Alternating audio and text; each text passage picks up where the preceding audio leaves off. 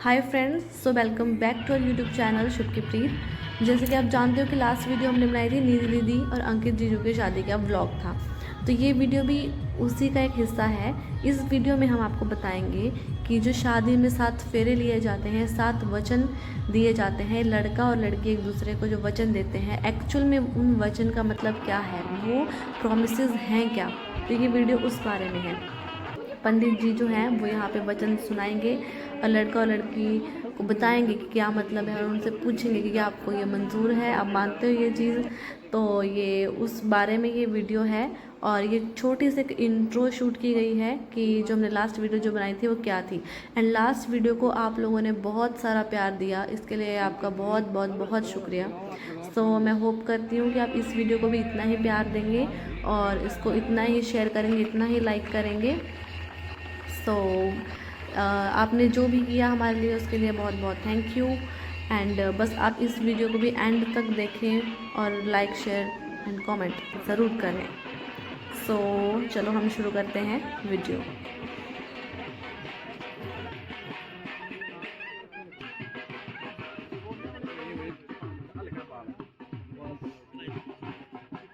गौतम गोत्र हो जाएगा तो स्वगोत्रात भ्रष्यते नारी विवाहात सप्तमे पदे, अर्थात 7वां वाक्य 7वां वचन जब वर कन्या का मान लेता है तब जाकर कन्या पति गोत्र में सम्मिलित हो जाती है। और पारस्कर ग्रह्य सूत्र में भी लिखा है कि अथेनाम उदितिम अर्थात सप्तपदानी इत्यादि ना लाजा होम के बाद जो है वधु को अग्नि की उत्तर दिशा में या तो इस तरफ को 7 कदम चलाया जाता है, 7 कदम, या फिर ऐसे 7 रेखाएं, क्योंकि स्थान का अभाव होता है इस वजह से फिर 7 रेखाएं एक पट्टे के ऊपर लगाकर एक एक वाक्य एक एक वचन जो है कन्या बोलती जाती है। वर जो है वो अपनी स्वीकृति देता है कि मैं तेरे ये वचन जो तू मांग रही है मैं तेरे को देता हूँ।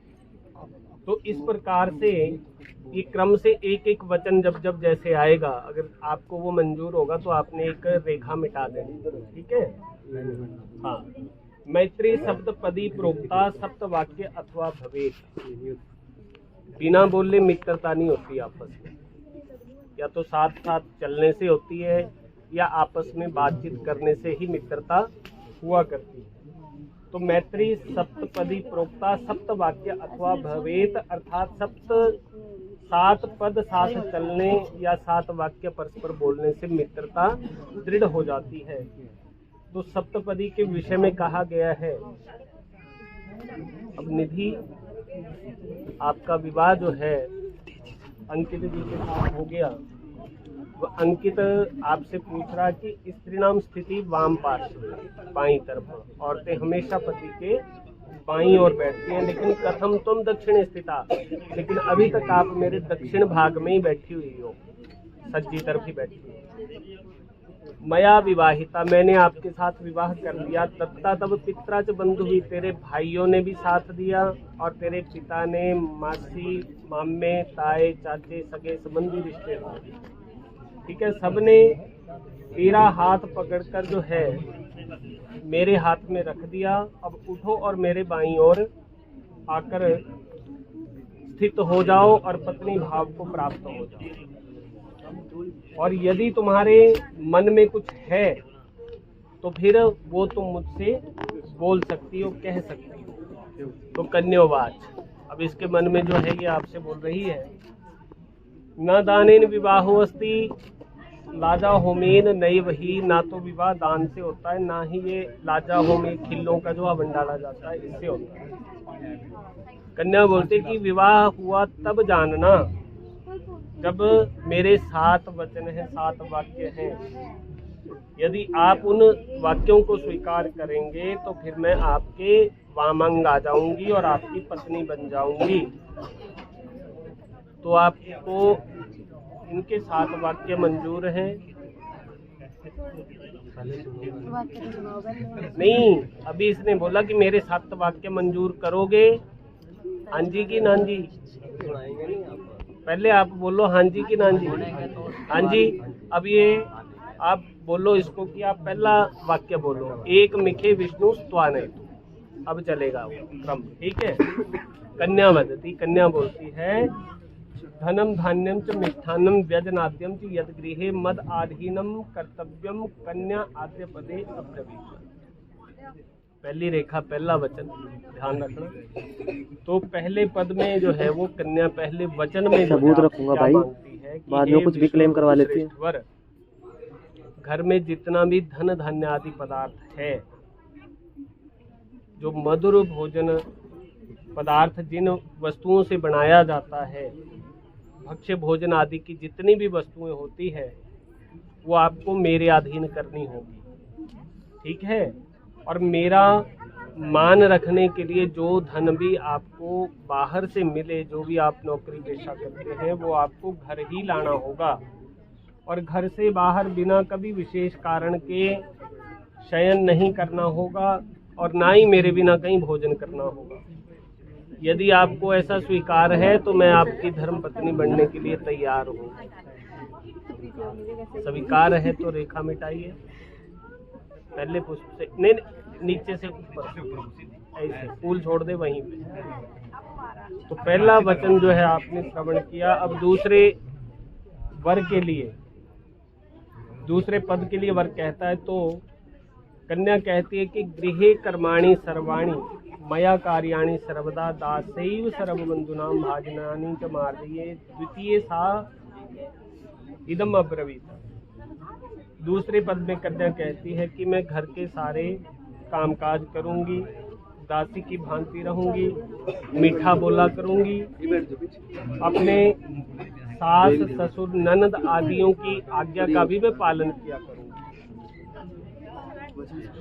और हे स्वामी, आपको स्मरण रहे कि आपको मेरा पालन करना होगा। यदि आप मेरा पालन करोगे तो मैं आपके वामंगाने को तैयार हूँ।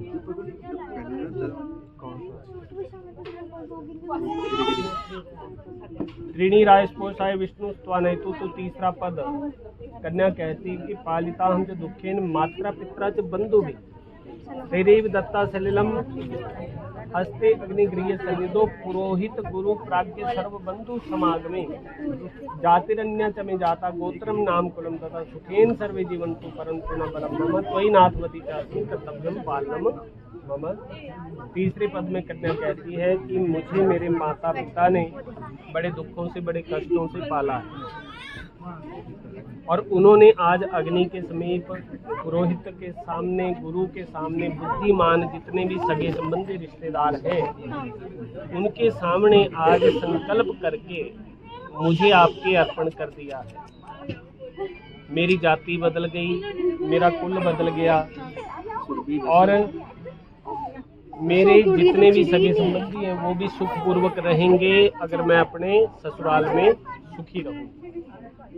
मेरे में कोई बल नहीं है, लेकिन आप मेरे साथ हो तो मैं भी बलवान हूँ।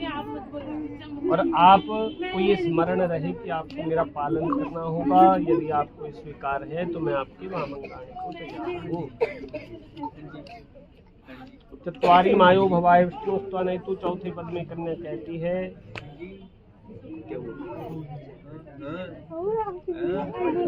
भवते सुखमिच्छन्ति गौर्या रात्रम तत्परा भविष्यामि त्वया स्वामिनि कर्तव्यम पालनम मम। चौथे पद में कन्या कहती है कि मैं सब दुख और सुख आपके साथ सहन करूंगी, क्योंकि गृहस्थ जीवन है, इसमें बहुत उतार चढ़ाव आते हैं जीवन में। तो हर स्थिति में, परिस्थिति में मैं आपके साथ कंधे से कंधा मिलाकर उस सुख दुख को आपके साथ सहन करूंगी। आपके क्रोध होने पर भी मीठा बोलूंगी और आपके सुख के लिए मैं भगवती गौरी का पूजन किया करूंगी। आपकी लंबी आयु हो इसलिए मैं व्रत भी करूंगी। परंतु हे स्वामी, यदि आप मेरा पालन करोगे तो मैं आपके वामंगाने को तैयार हूँ। तो कुटुम्बम पाल्यम च त्वया यौवन वार्धक्ये यद वांछामि ते स्वामिन् तद्देयं सदा मम कोपश्चित्तेन वै कार्यं सदेयं प्रार्थयामि एवं यदि प्रमाणं ते वामंग संभजाम्यहम्। पांचवें पद में कन्या कहती है कि आप युवा तथा वृद्धावस्था में अपने कुटुंब का आपको पालन करना होगा। और जो कुछ मैं आपसे उचित मांगू, आपको लगे कि ये उचित है, आप मुझे वो देंगे। मैं बार बार मांगू, क्योंकि औरतों का, स्त्रियों का स्वभाव होता है, मैं बार बार कोई बात बोलूं तो आप उससे नाराज नहीं होंगे, आपको गुस्सा नहीं आना चाहिए। मेरी ये प्रार्थना है, यदि आपको स्वीकार है तो मैं वहाँ मंगाने को तैयार हूँ। बोल भी दिया कर उधर। हाँ जी, अच्छा।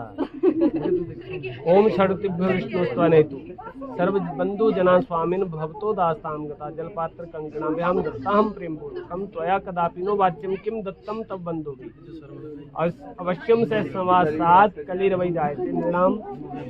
छठे पद में कन्या कहती है कि स्वामी, मेरे संपूर्ण संबंधी जो हैं आज से आपके दास हो गए हैं।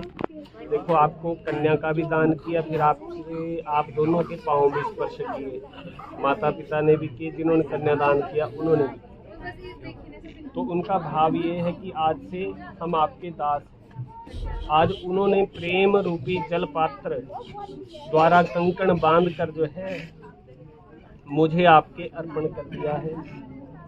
और कभी भी ये मत कहना, ये मत बोलना कि तेरे माता पिता ने या तेरे सगे संबंधियों ने मुझे क्या दिया।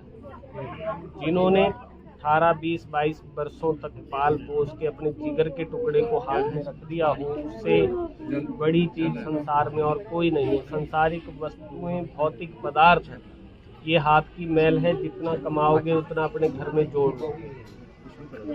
ठीक है, तो कभी ये मत बोलना कि मुझे क्या दिया, क्योंकि हम एक साथ रहेंगे आज के बाद। एक साथ रहने पर प्राय कभी कभी झगड़ा भी हो जाता है। तो कभी ये मत बोलना कि तेरे सगे संबंधियों ने मुझे क्या दिया। मैं आपकी दासी हूँ, आप मेरे स्वामी हैं। स्वामी जो है वो अपने दास का अपराध जो है, मेरे से कोई गलती हो जाए तो आप मुझे क्षमा करेंगे। यदि आपको स्वीकार है तो मैं आपके मामन गाने को तैयार हूँ। तो सखे सप्तपदा भव सा मामनुव्रता भव विष्णुस्त्वनेतु। और सातवां पद जो अंतिम वाक्य, होमे यज्ञ विवाहे च कन्यादाने मखे व्रत अंचल ग्रंथि मादाय भवता मामंग संस्थितामर्थ पुण्यम गृहीष्यामि न तो हम पाप भागनी अत पापम प्रदास्यामि चांगीकारम यदि त्वया।